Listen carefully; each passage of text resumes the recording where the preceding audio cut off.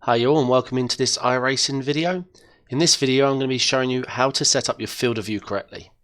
Now this is something that the importance cannot be underlined. It's something most people overlook. Most people they get iRacing, they do a little bit of reading on how to set up your field of view, punch in a few variables and get used to what they set. A lot of people will increase their field of view so they can see further to the left and right if they're on a single monitor without realizing the ramifications of what that is doing to your experience. While yes, you can see more to the left and right, the apexes, because that's pretty much the most important thing in racing, will be moving at a different speed in relation to your car's movement. Now that might sound a bit sci-fi and not correct, but if you don't have a one-to-one correct field of view setup, things can appear further than they seem until you start to get near, and then especially apexes, which would usually be on the either edge of your screens, that's what you're going to be then turning into, would get bigger and closer faster. So you lose that relationship of speed of your car to the entrance to the apex, because you are quite literally malforming it, you're stretching it, it's getting bigger as you get closer, and it appears further away when you're further away than it should be. Now, I'm not saying there's the best way to set it up for your rig. If your monitor's too small and it's set way too far back away from yourself, then these calculations I'm about to run through, while they'll be accurate, you won't be able to drive using it. In that situation, get your monitor closer to you, as close as you can. If you're not looking to spend any more money on a monitor, you and your monitor need to be as close as possible. Your monitor would need to be just behind your wheel, and you would need to be as close as your wheel as you can handle. So let's run through the calculations. To make it simple, I put together a calculator on my website, just quite simply called the Fov Calculator. Something I spent a lot of time on, trying to iron out all the problems I've had. And I have to admit, getting the math down, putting this calculator together, did actually adjust my field of view settings, only slightly, but I did notice an improvement. Now, there are other Fov calculators out there. There's quite a few actually. Some, obviously, there's a lot of reading involved. Now, if you want to learn the science of Fov calculations and how it's all calculated and stuff, then so be it. I'm doing this for sim racers who want to get racing. A few of the calculators are confusing at best, with whether it's centimeters and inches, they combine the two metrics, whether they are including I've noticed it's a common problem. The outside bezel on your, for example, on a triple screen setup, that's mostly what we're going to be dealing with here. I'm going to give advice on single, but it's triple where the big field of view gains come. A lot of the calculators seem to be including the outside bezels in their calculations for the final field of view result. Now, I'm sure if you've used an Fov calculator and then gone into iRacing and try and put their settings in, iRacing won't let you. It will quite literally change one of your other settings. If you set your viewing distance at 30 inches or 20 inches and you put in your field of view that you've also given, you'll notice iRacing will change one of your other variables to make what you've just given it fit. Now, I've run the math myself, hence why I wrote this calculator, and it seems to be an outside bezel inclusion issue. They've done the math absolutely perfect, but for some reason, the way it's set up is like you could see into your outside bezels, which we know we can't. Now, while that's a different calculation for the inside 4 bezels, the two from each side, because that information shouldn't be there. It should be omitted. If you was to run what's called not multi-projection, i.e. not have the option enabled, the information on your first screen would stop and then resume on your outside monitor, creating this area where information should have been hidden from your view but wasn't, and so tires, apexes, everything would seem twice as big. So anyway, let's run through some simple calculations, and I'll get into each part as we get there. Okay, so I'll run through my settings, and then I'll run through some issues, and then we'll go from there. So first things first, I am running triple setup. My screen width, including the bezels, so this is just for one monitor, how wide it is, including the bezel width. Mine is 22.1. Distance from eye to screen, quite literally your eye to your screen in your natural driving position. So I'm running at 22.5 inches. And now I just need to know how wide one of your bezels are. So just one side of the screen, tape measure, how wide is it? So mine is 3/4 of an inch. Okay, calculate. Okay, what I've done here is I've tried to lay this section here out exactly using the words and layout positions as you would put it in iRacing. So monitor width including bezel, you'd put this in. Visible width excluding bezel. Viewing distance, obviously you gave me that information anyway. Angle between the center and side screens. Now don't forget, don't just put this into iRacing. 51, done. Your monitors now need to be 51 degrees. Don't forget that. The 45 myth that I'm sure you've read, I'd love to get into it. It's a myth. Your monitor shouldn't just be 45. That's a fine basic setup. If your field of view has been set up by yourself, just by eyeballing it, by trying to picture yourself sat in a car, 45 is fine. You want to get this accurate, want to get this one-to-one, want to get this consistent for yourself, because that's what we're talking about. Will this make you faster getting this right? Not necessarily faster. Will you be more consistent? Guaranteed. And if you're more consistent, over 50 laps, then I suppose we could backdate our previous answer and say, yes, you're going to be faster because consistency leads to speed in a long race. Okay, so make sure you set the 51. Now, obviously, I'm assuming most people don't have a protractor to hand. Android, iOS, protractor app uses the camera. You top down, you can see through your camera lens and it overlays a protractor for you, which you can then set 51 degrees and make sure you get it right. You can even take a picture and analyze it after. Once you get them locked in, you're golden. Okay, field of view while driving. So it's recommending I set mine to 152. So you put that into iRacing. On the left-hand side of iRacing's display setting screens, you want to set, obviously, a number of screens to the amount of screens you provide.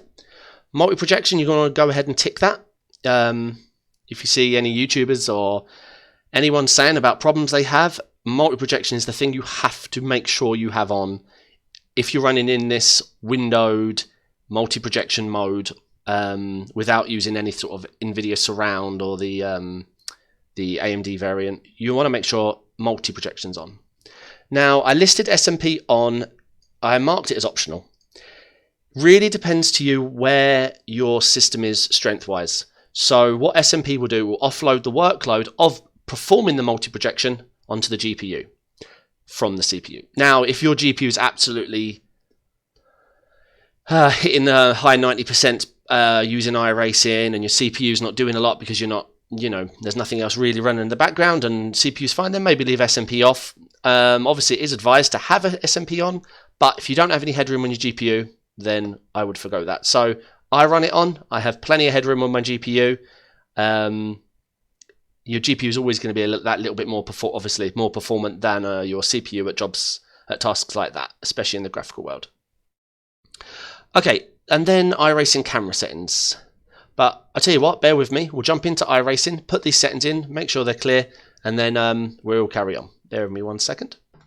Okay, fired up iRacing, open the graphics screen, and I've overlaid the display settings we got from inputting my settings. So I just wanted to show you the relationship we have here. So number of screens 3, make sure that's set here. Multi-projection SMP, here and here, make sure they're set. Numbers here, 22.1, 20.6, 22.5, let's just make sure that's correct. 51, giving us a resulting 152. Brilliant. Okay, so then now you know how to set them. Obviously, make sure you're set to inches. My calculator, I wanted to keep everything uniform, so make sure your input there is inches as well, just to clear up any confusion. Okay, back to the calculator. Let's scroll down some more, and let's go through this, and I will explain why I went into more detail over the remaining camera settings than I did the field of view answers that you came here for.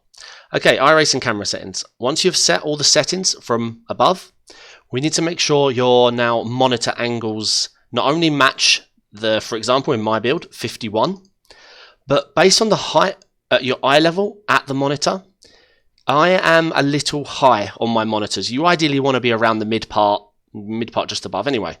So the ideal horizon line matchup would be that. Now, if you're not at that correct line, this, which I'm sure you've seen in plenty of forums, this is a photo I took on my phone just to show you. I reset everything to default, I punched in these settings, and I had this happen. Now remember, this is from my eye level this photo's taken. If I'd have shuffled down in my chair to the point where I was dead middle of my monitors, this would have appeared straight for me. What you're looking at here is obviously my front monitor and then my left monitor at 51-degree angle. So, picture the monitors like that in the picture. As you can see, I'm seeing extreme warping. Now, there is no setting in here that we can align to fix this. So this is why I wanted to put this calculator together, put this video together, and sort of bring the two together to try and help everybody fix this problem, because it's very difficult to research on your own.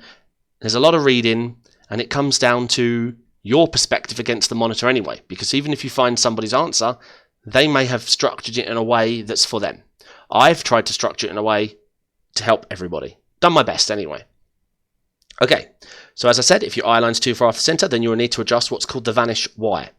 Now this will fix it, but it will also cause another problem.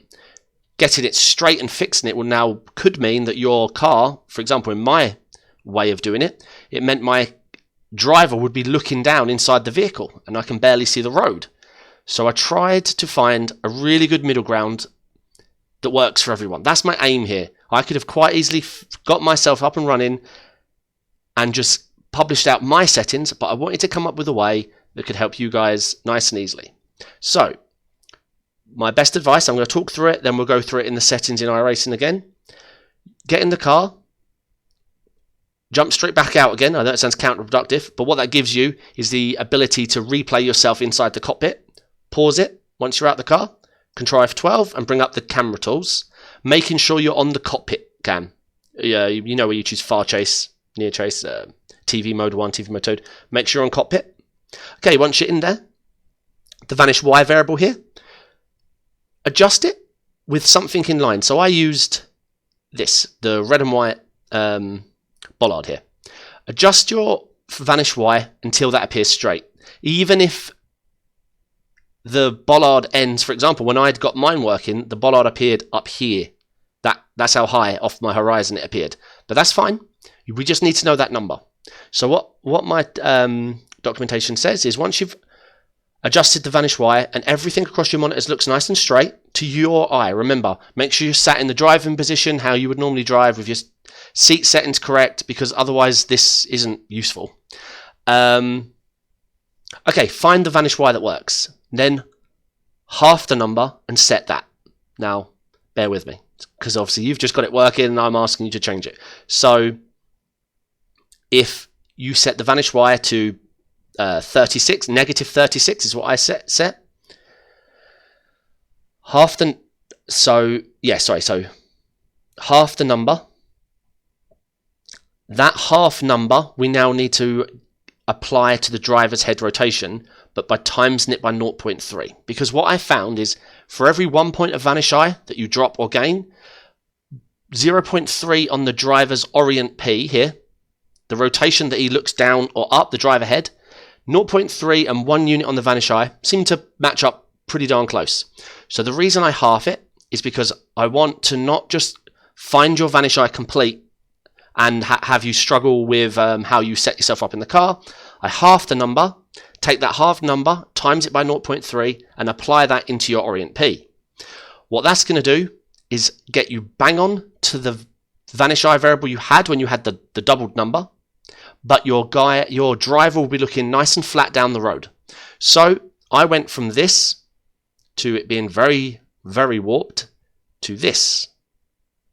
Nice and smooth, nice and straight, and as you can see from the steering wheel kind of there, my driver has got a nice flat perspective looking out onto the track. So we'll go through those settings in a moment. And then I just noted down some tips. Obviously I realise everyone wants a wider field of view, up to a point, up to a limit. Now, not everyone can just go out and buy screens. The advice is very difficult, so I just wanted to put this into 3 simple steps. If you want a larger field of view, move closer to your screens. Now, I mentioned here, if the limiting factor to you, the reason you can't get close to your screens is because of your leg length to your pedals and you're at a desk. Pull your desk away from the wall a little bit. I don't know, 3 inches might help. And you'll be bringing the desk and the monitors attached to it towards you. You will stay in the same position because your leg length to pedals is how you'd need it. But you're going to be bringing those monitors closer to you.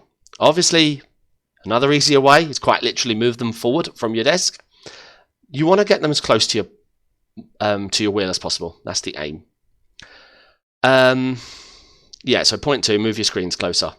So if you can't go to your screens because of whatever your situation is, then get your screens closer to you.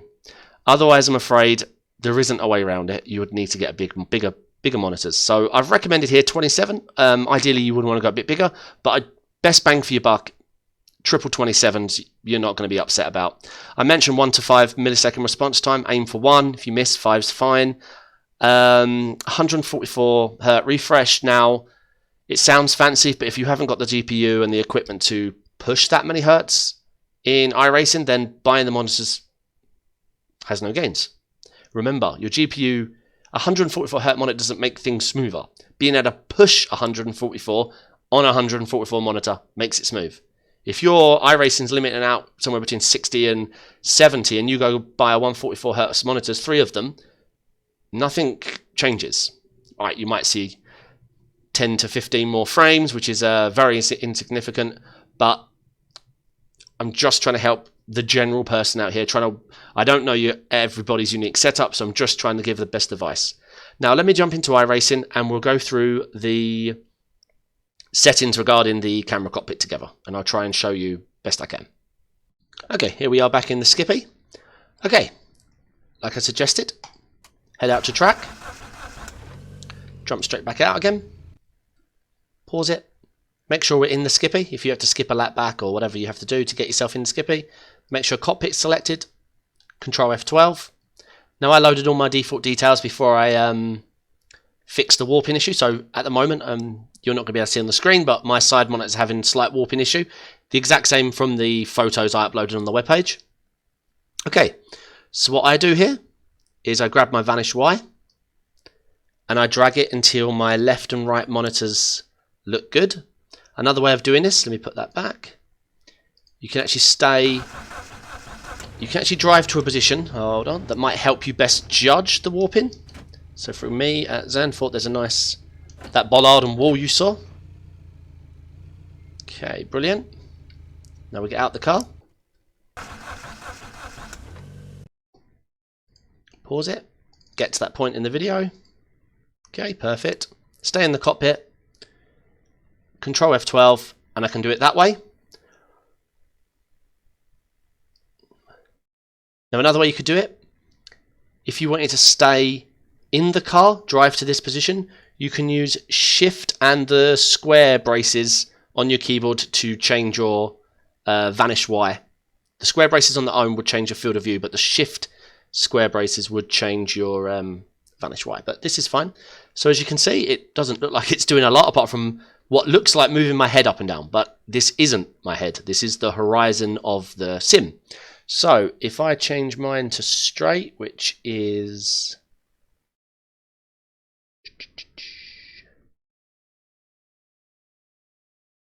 that looks pretty good, so let's call it 30. I'll take a look at that.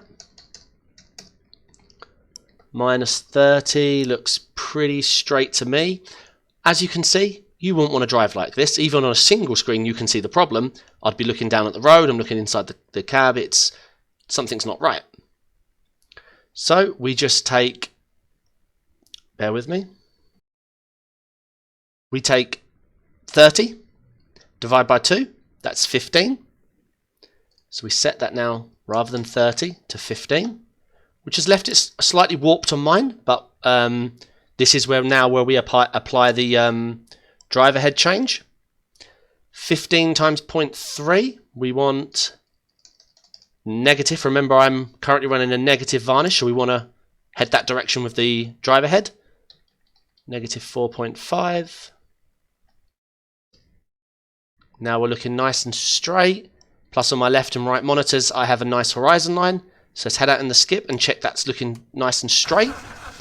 So as you can see, we are back to the natural driving position of the skip, how it looks, but on my left and my right monitor, I'm not seeing the warping issue. So now that 0.3 is obviously my best. This isn't something I read, this is something I worked out for myself to try and make this easier for yourself. You can break away from that 0.3, I'm not saying it's a rule. Find your nice balance of the vanish Y and your driver head rotation, the Orient P in the cam tool. Let me just show you again. Yep, so we worked with the Orient P and the vanish Y. 30 was our number, I took it down to 15. We times the 15 by 0.3. Remembering if you're negative to stay negative, positive to stay positive, depending on where you are on your monitor. And I'm really happy with the settings. So what have we got now? We've got the correct field of view based on our eye to the screen, based on our widths on the monitors, based on our bezel thicknesses, and now we have a good horizon line for our driving, which creates no warping on the sides. So yeah, I mean, this took me a lot of time to get right. It has been tricky to work with. That's why I wanted to put my own calculator in place. The video and the calculator, I wanted to bring them together to try and help educate you guys on how to get the best setup for yourself. Because that one-to-one relationship between how you would be in a real race car. Quite literally imagine grabbing one of your monitors, or all three if you could lift them all at once, or you have a super ultra wide, go and sit in your real car, put your monitor that distance away that you told the calculator and the distance you sit from your monitors, and picture what you would see through those monitors if you was really in the car. Now back to the single monitor point. If you're on a single monitor, you're 30 inches away and it's a 22 inch, 21 inch, your field of view is going to be pretty poor. You see this complaint a lot that it's not one-to-one on a single monitor. It is. You don't need 3 for it to be one-to-one. You can have 1, 3, 6. You can have 2 and have a one-to-one relationship. Don't do that because your bezels will be down the middle. But the point is, the one-to-one relationship is just making sure that the math is correct. This isn't best setting. This isn't, I can finesse it nicer. There is no better than mathematically correctly recreating a one-to-one relationship from the sim to the real world. So I hope I'm making my point clear that you need to stick with the math.